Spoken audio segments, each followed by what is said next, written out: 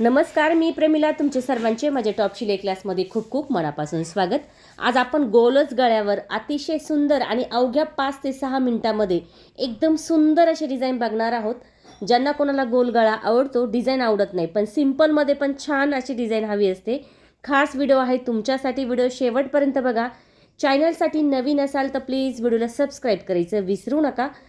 तर या ठिकाणी आपण गोल गळा कट करून घेतलेला आहे. साईज कोणतीही असू द्या, काही प्रॉब्लेम नाही, तुम्ही तुमच्या साईजनुसार हा गळा ट्राय करू शकता. आता गोल गळा मी कट करून घेतला, त्यानंतर शिलाई केली, वाढव झालेला कपडा या ठिकाणी कट करून घेतला. त्यानंतर दोन्ही बाजूला गळ्यापासून 3 बोटाचं अंतर ठेवायचं अशा पद्धतीने आणि 3-3 इंचाचे टक्स आपण या ठिकाणी देऊन घ्यायचे आहे. बघा, दोन्ही बाजूला टक्स आपले देऊन झालेले आहे. त्यानंतर इथे आपल्याला बघा दुमडून या पद्धतीने शिलाई करायची आहे. जर तुम्हाला कमरपट्टी लावायची असेल तर कमरपट्टी पण तुम्ही लावू शकता आणि अशी शिलाई पण तुम्ही घेऊ शकता. तर शिलाई झाली की डबल शिलाई पुन्हा आपण या ठिकाणी करणार आहोत.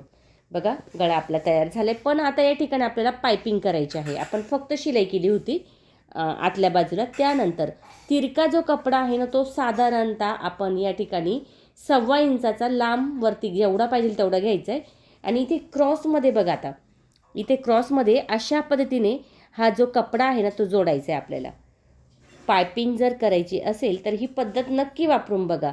खूपदा असं होतं की आपण ब्लाऊज शिवतो पण पायपिंगच जमत नाही आणि मग त्यामुळे आपली पायपिंग उलटी पडते, गोट उलटा पडला जातो. आता बघा, थोडंसं दुमडायचं आहे आणि या ठिकाणी आपल्याला शिलाई करायची आहे. मग आता बघा, शिलाई केली की थोडा वाढव होतो बघा कपडा कधी कधी, तर तो तसा ठेवला तरी चालतो, पण थोडासा कट जर केला तर दुमडण्यास सोपं जातं. एकसारखा आपल्याला या ठिकाणी तो कट करायचा आहे. खूप सोप्या पद्धतीमध्ये हा गळा बनला जातो. अवघ्या 5 ते 6 मिनिटांमध्ये कोणत्याही साडीवर ट्राय करू शकता. इतका सुंदर दिसतो.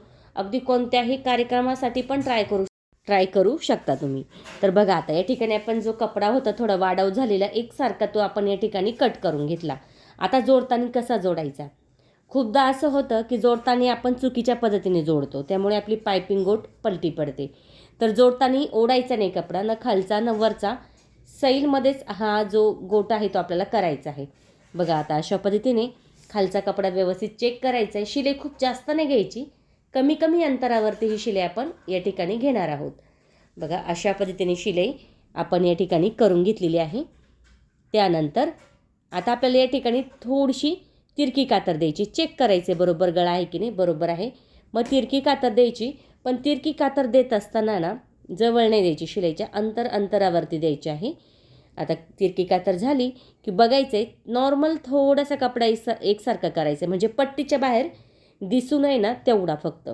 एकसारखा कट करून घेतला की आपल्याला काय करायचं आहे, जर गोट हवा असेल तो जो कपडा आपण कट केला तो त्याच्यात पकडायचा आहे, आणि जर पायपिंग हवी असेल तर जो कपडा आहे ना तो पाठीमागे करायचा आहे आणि फक्त पायपिंग दिसेल एवढाच कपडा या ठिकाणी आपल्याला करायचा आहे.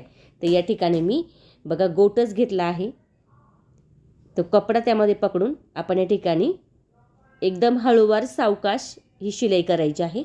बघू शकता किती सुंदर अशी ही पायपिंग या ठिकाणी आपली तयार होते.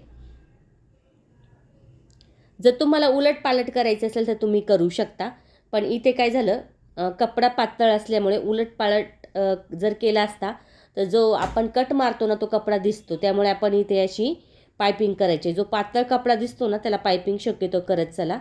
खूप छान आणि सोपी पद्धत आहे पायपिंग करण्याची, पण बघू शकता तुम्ही अगदी झटपट झाली, वेळही नाही लागला आणि गळाही अगदी मस्त या ठिकाणी आपला तयार झालेला आहे. बघू शकता आहे का, किती सुंदर गळा तयार झाला आहे. आता या ठिकाणी बघा, गळ्यातलाच कपडा उरलेला होता, तोच कपडा या ठिकाणी आपण डिझाईनसाठी घेत आहोत. बघा, उरलेला कपडा घेतला गळ्यामधलाच आणि शिलाई करून घेतली, त्याला पलटी केला कपडा, म्हणजे पट्टी तयार करून घेतली, मधोमध त्याला अशी या पद्धतीने चून करून घेतली. तर अशा पद्धतीने आपण चून मधोमध करून घ्यायची आहे.